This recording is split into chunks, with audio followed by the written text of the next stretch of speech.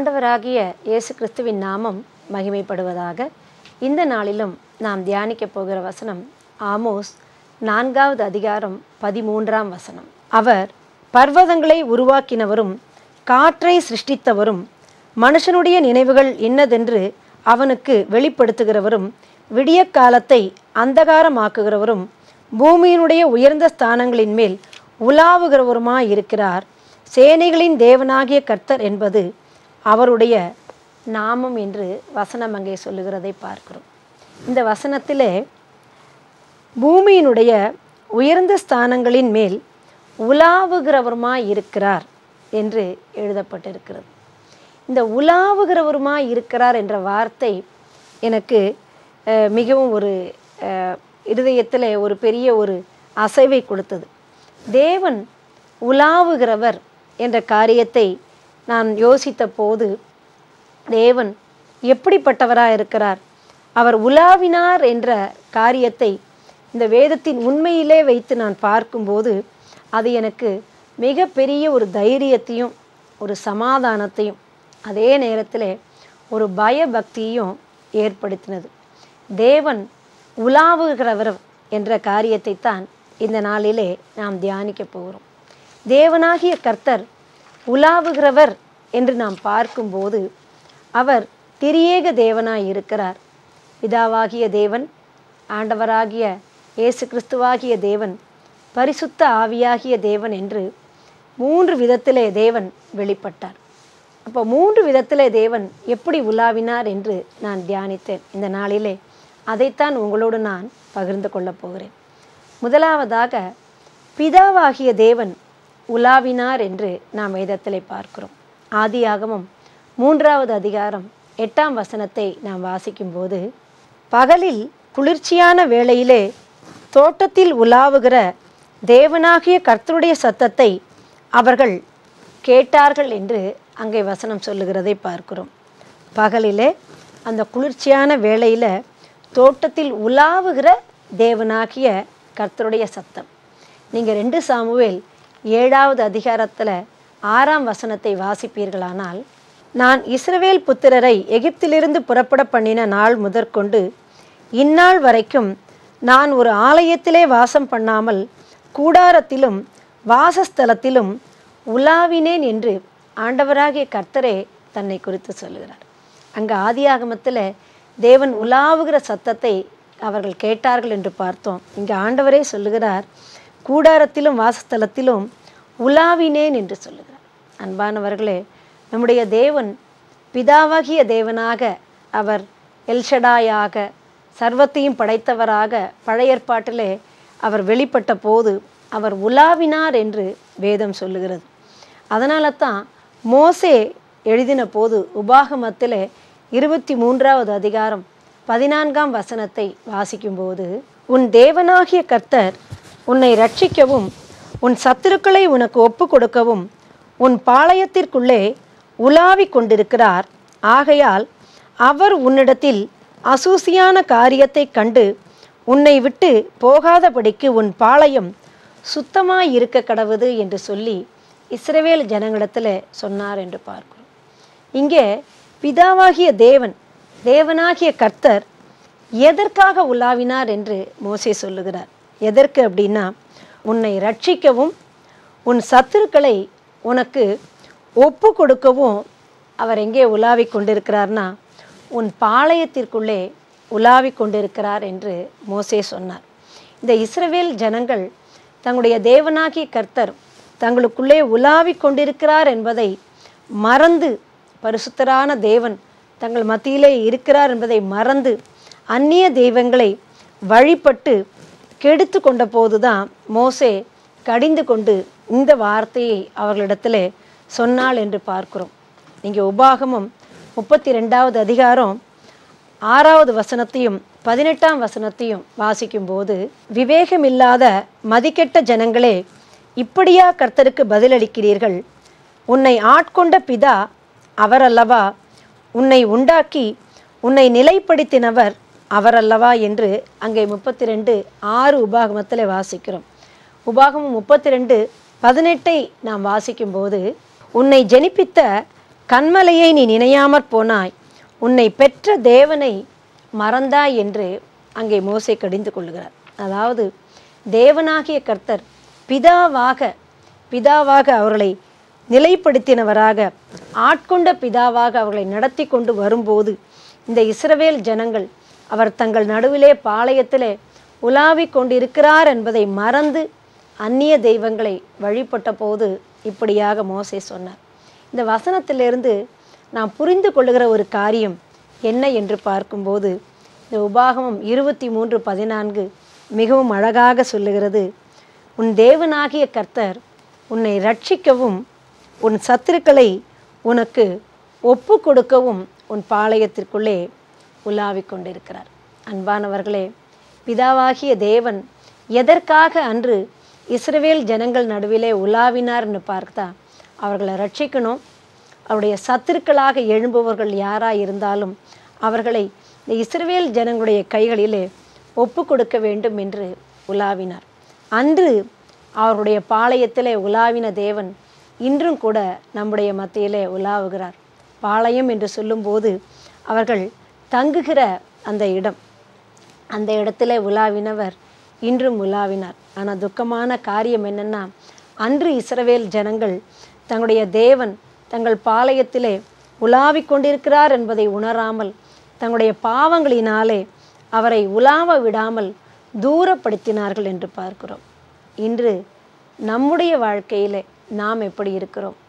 நம்முடைய வீட்டுக்குள்ளாக உலாவும்படியாக ஆண்டவர் அவர் விருப்பமுள்ளவராக, ஆசையுள்ளவராக இருக்கிறார். தேவன் என்னுடைய வீட்டிலே உலாவுகிறார் என்று நீங்கள் தைரியமாக சொல்ல முடியுமா? என் வீட்டிலே அவர் உலாவுகிறார் என்று நம்மால் அதை காண முடிகிறதா? நம்மால் அதை உணர முடிகிறதா? தேவன் உலாவினார் என்று சொன்னால் இன்றும் நேற்றும் இன்றும் என்றும் மாறாதவராக இன்றைக்கும் நம்முடைய மத்தியிலே உலாவுகிற ஒரு தேவனாகத்தான் இருக்கிறார். அன்று பாளையத்திலே உலாவினவர் இன்று நம்முடைய வீடுகளுக்குள்ளே கூட அவர் இருக்கத்தான் செய்கிறார். ஆனால் நமக்கு அந்த உணர்வு இருக்கிறதா? நமக்கு அப்படிப்பட்டதான ஒரு இருதயத்திலே ஒரு நினைவோடு நான் நம்முடைய வீடுகளிலே இருக்கிறோமா என்பதை நாம் ஆராய்ந்து பார்க்க வேண்டும். அப்படியாக உலாவின தேவன் ரட்சித்தாரா, காப்பாற்றினாரா என்று பார்க்கும்போது நிச்சயமாகவே அப்படி ஒரு சம்பவம் வேதத்தில் எழுதப்பட்டிருக்கிறது. நீங்கள் தானியேலின் புத்தகம் 3வது அதிகாரம் 24, 25 வசனங்களை வாசிக்கும்போது, அப்பொழுது ராஜாவாகிய நேபுகாத் நேச்சார் பிரமித்து தீவிரமாய் எழுந்திருந்து தன் மந்திரிமார்களை நோக்கி, 3 புருஷரை அல்லவோ கட்டுண்டவர்களாக அக்னியிலே போடுவித்தோம் என்றான். அவர்கள் ராஜாவுக்கு பிரதியுத்தரமாக, ஆம் ராஜாவே என்றார்கள். அதற்கு அவன், இதோ 4 பேர் விடுதலையாய் அக்னியின் நடுவிலே உலாவுகிறதை காண்கிறேன். அவர்களுக்கு ஒரு சேதமும் இல்லை. 4ஆம் ஆளின் சாயல் தேவபுத்திரனுக்கு ஒப்பாயிருக்கிறது என்றான் என்று பார்க்கிறோம். அன்பானவர்களே, பழைய ஏற்பாட்டு காலத்திலே தேவனாகிய கர்த்தரை பற்றி கொண்டு அவரை ஆராதித்த இந்த சாத்ராக், மேஷாக், ஆபேத்நேகோ என்பவர்களோடு தேவன் அவர்களை காப்பாற்றும்படியாக, அவர்களை ரட்சிக்கும்படியாக, சத்துருக்களின் கையிலே அவர்களை ஒப்பு கொடுக்காதபடிக்கு அவர்களோடு உலாவினார் என்று பார்க்கிறோம். அன்பானவர்களே, இன்றும் அதே போல நம் மத்தியிலே உலாவி நம்மை ரட்சிக்க, நம்முடைய சத்துருக்களை நம்முடைய கையிலே ஒப்பு கொடுக்க தேவன் உண்மையுள்ளவராக இருக்கிறார். ஆனால் நம்முடைய பாளையத்திலே, நம்முடைய வீட்டிலே அவர் உலாவ வேண்டும் என்றால் நம்முடைய பாளையம் சுத்தமாக இருக்க வேண்டும் என்று மோசே சொன்னது போல நம்முடைய பாளையத்தை சுத்தமாக நாம் காத்து கொள்ள வேண்டும். அன்பானவர்களே, இன்று உங்ககிட்ட நான் ஒரு கேள்வியை கேட்குறேன். இன்று தேவன் உங்களுடைய வீட்டிலே உலாவும்படியாக வருவாரானால் அவர் உங்களுடைய வீட்டிலே உலாவ முடியுமா? அவர் காண்கிற காரியங்கள், நீங்கள் பேசுகிற காரியங்கள் எல்லாவற்றிலும் உங்களோடு தேவன் கலந்து உட்கார்ந்து உலாவி உங்களோடு தங்கி இருக்க முடியுமா? நீங்கள் உங்களை யோசித்து பாருங்கள். நான் அப்படி தான் இருக்கேன், தேவன் என்னோடு தங்க முடியும், என்னோடு அவர் வாழ முடியும், அவர் உலாவ முடியும் என்ற நிச்சயம் உங்களுக்கு இருக்குமானால் நீங்கள் பாக்கியவான், பாக்கியவதி. ஒருவேளை அப்படி இல்லைன்னா ஆண்டவர்கிட்ட ஒப்பு கொடுங்க. ஆண்டவரே, என்னுடைய வீட்டிலே உமக்கு பிரியமில்லாத காரியம் எல்லாவற்றையும் அகற்ற எனக்கு கிருபை தாரும். பார்வையிலோ செய்கையிலோ நடக்கையிலோ எதுவாயினும் நீர் என்னோடு என்னுடைய வீட்டிற்குள் உலாவும்படியாக என்னை நான் சுத்தமாக என் வீட்டை நான் சுத்தமாக காத்துக்கொள்ள எனக்கு உதவி செய்யும். அப்பொழுது நீர் என்னோடு உலாவி என்னை ரட்சிக்கும்படியாக என் சத்துருக்களை எனக்கு ஒப்பு கொடுக்கும்படியாக என்னோடு இருப்பீர் என்று சொல்லி ஆண்டவரிடத்தில் ஒப்பு கொடுங்க. இரண்டாவதாக நாம் பார்க்கும்போது ஆண்டவராகிய இயேசு கிறிஸ்து உலாவினார் என்று பார்க்கிறோம். இங்கே மார்க்கு 11வது அதிகாரம் 27ஆம் வசனத்தை வாசிக்கும்போது, அவர்கள் மறுபடியும் எருசலேமுக்கு வந்தார்கள்.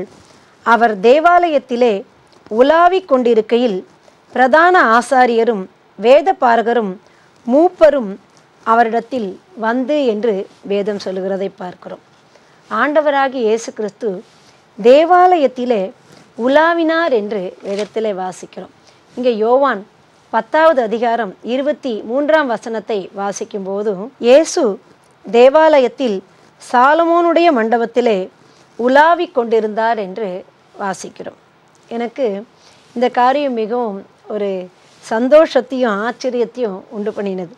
ஆண்டவராகிய இயேசு கிறிஸ்து பாருங்க, தேவாலயத்திலே உலாவினார் என்று பார்க்கிறோம்.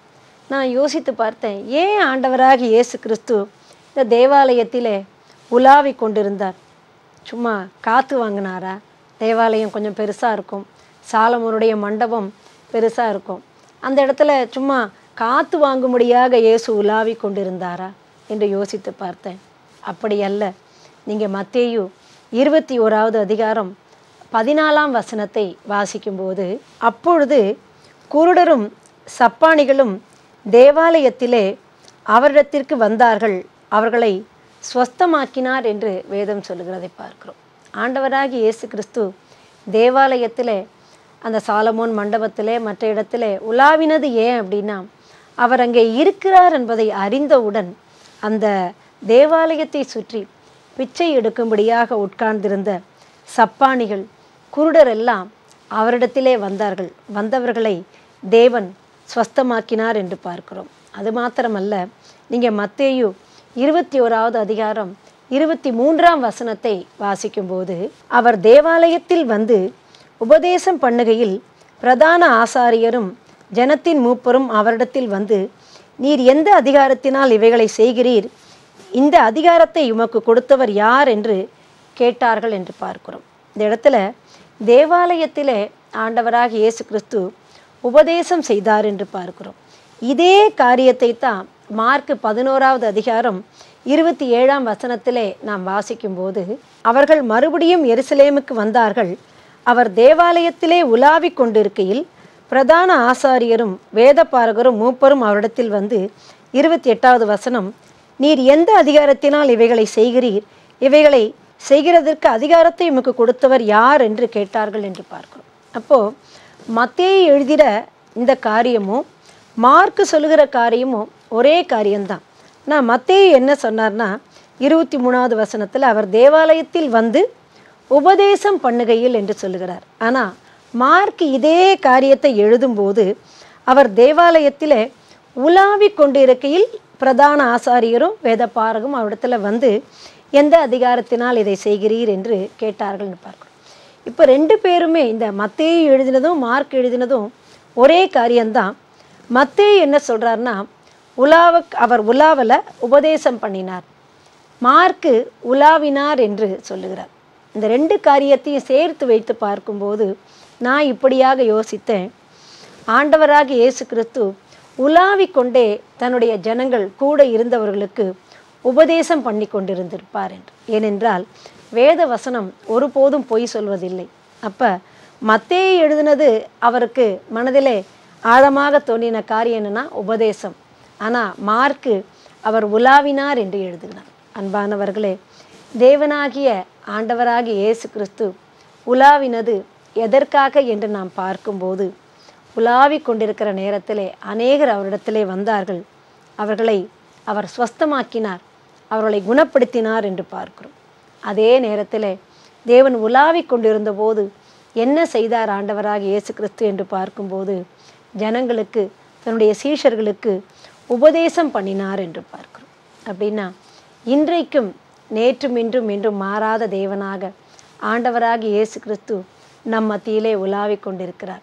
திரியேக தேவனாக இருக்கிறவர் ஆண்டவராகிய இயேசு கிறிஸ்து உலாவினது போல இன்று நம் மத்தியிலே உலாவுவது எதற்காக அப்படின்னா, நமக்கு ஒரு விடுதலை கொடுக்கும்படியாக, நம்முடைய சரீரத்திலே காணப்படுகிற வேதனைகளை நீக்கி நம்மை சொஸ்தமாக்கும்படியாக, அது மாத்திரமல்ல நமக்கு உபதேசம் பண்ணும்படியாக, நம்மை போதித்து வழி நடத்தும்படியாக ஆண்டவராகிய இயேசு கிறிஸ்து நம் மத்தியிலே உலாவிக் கொண்டிருக்கிறார். வார்த்தையாக நம் மத்தியிலே உலாவிக் கொண்டிருக்கிறார்.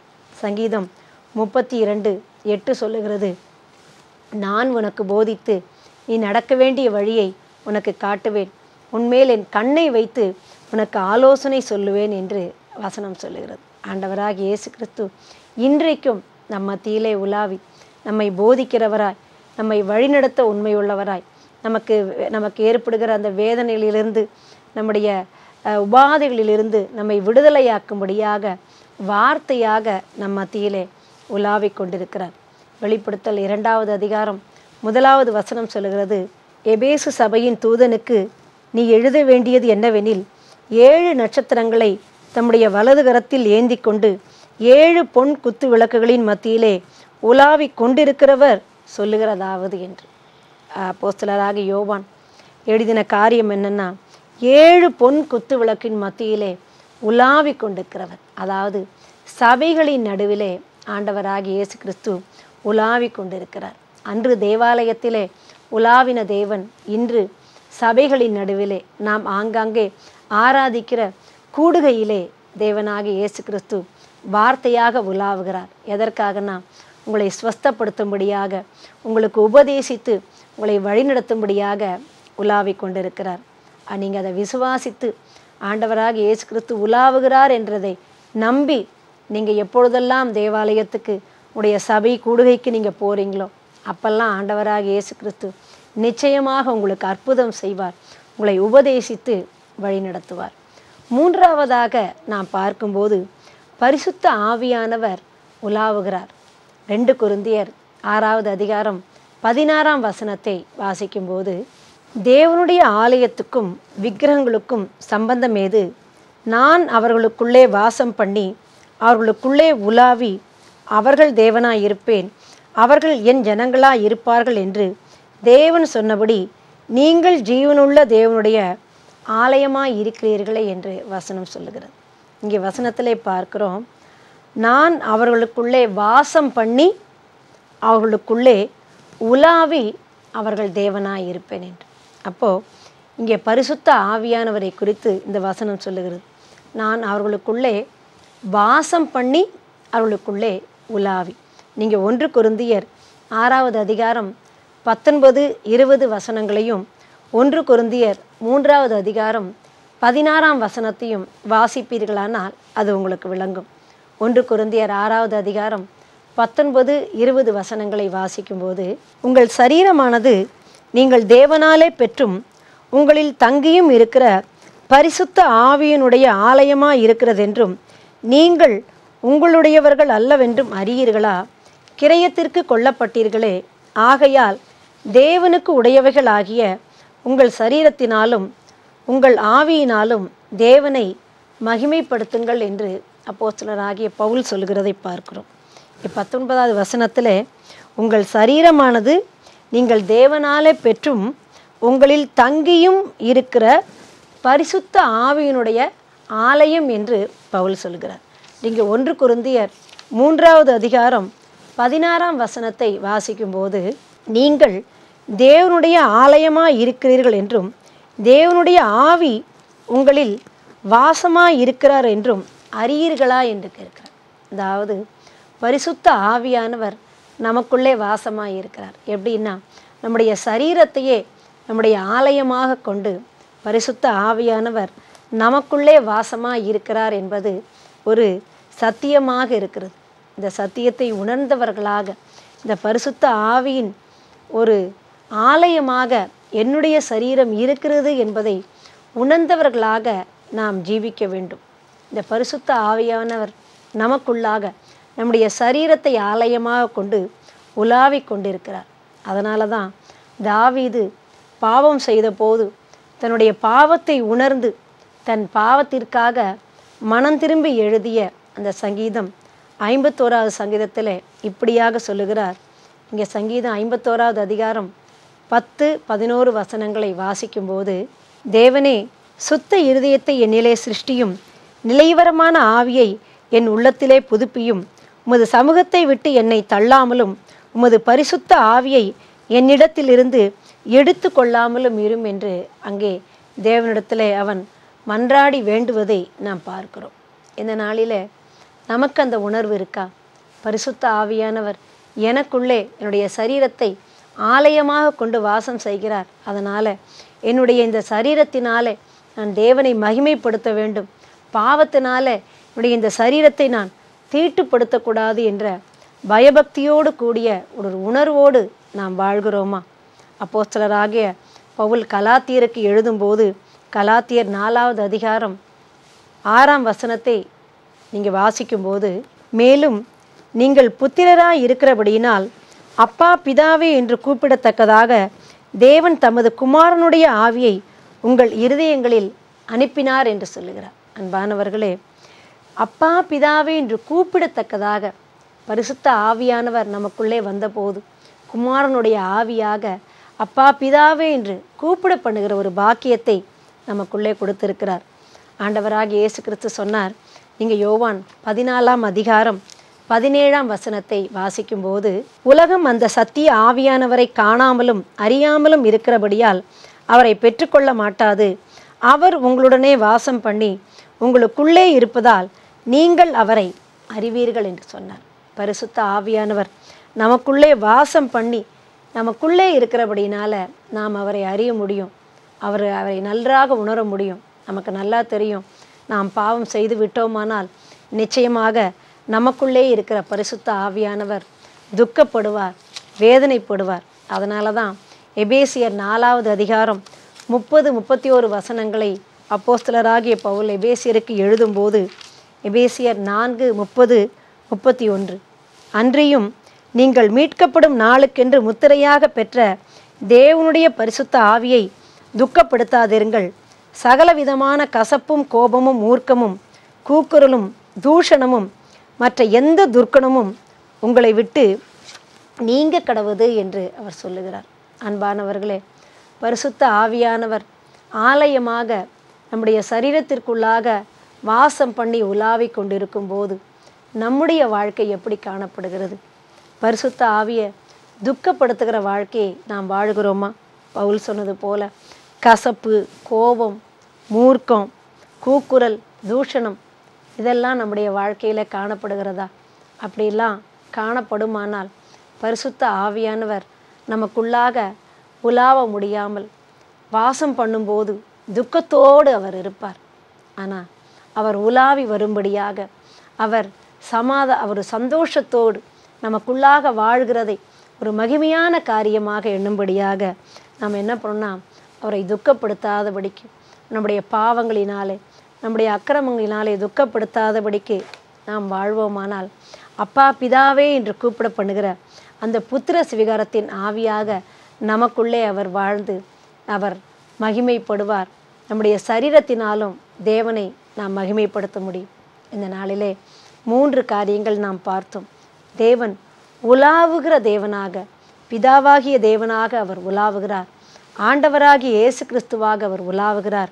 பரிசுத்த ஆவியான தேவனாக அவர் உலாவுகிறார். திரியேக தேவனாக உலாவுகிற தேவன் என்ன செய்கிறார் என்று பார்க்கும்போது, நம்மை ரட்சிக்கவும் நம்முடைய சத்துருக்களை நம்முடைய கையிலே ஒப்பு கொடுக்கவும் நம்முடைய வீட்டிலே உலாவுகிறார். நமக்கு அற்புதம் செய்யவும் நம்மை போதித்து வழிநடத்தவும் சபைகளிலே தேவன் உலாவுகிறார். அப்பா பிதாவே என்று கூப்பிட பண்ணுகிற புத்திர சுவிகாரத்தின் ஆவியாக நம்முடைய சரீரத்தின் மூலமாக நமக்குள்ளாக மகிமைப்படும்படியாக பரிசுத்த ஆவியானவராக உலாவுகிறார். அப்படி உலாவுகிற தேவன் நம் மூலமாக மகிமைப்படும்படியாக அவர் நம்மை ரட்சித்து நம்மை விடுதலையாக்கி நமக்கு அற்புதம் செய்து போதித்து வழிநடத்தும்படியாக அப்பா பிதாவே என்று அவரை நாம் கூப்பிட்டு அவரை மகிமைப்படுத்தும்படியாக உலாவுகிற தேவனிடத்திலே நம்மை ஒப்பு கொடுப்போம். அப்படி உலாவி தேவன் நம்மை ஆசீர்வதிக்கும்படியாக கர்த்தருடைய கரத்திலே நம்மை தாழ்த்துவோம். ஸ்தோத்திரம் ஆண்டவரே, மெய் துதிக்கிறோம் அப்பா.